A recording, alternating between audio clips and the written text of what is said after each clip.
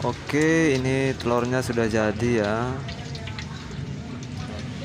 Telur yang apa? Ternyata begini cara gulungnya. Ya, ini adalah telur gulung ya. Sudah siap satu.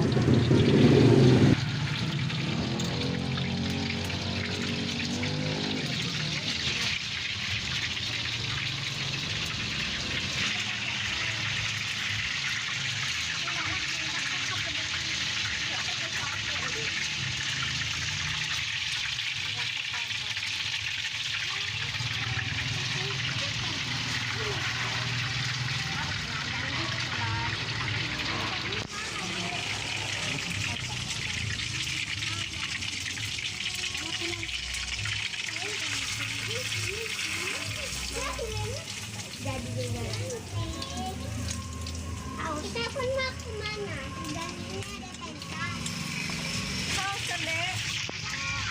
Oke, ini udah siap. Tinggal dikasih kebocilnya. Ya, tinggal kasih saus. Ya, oke. Dan lagi.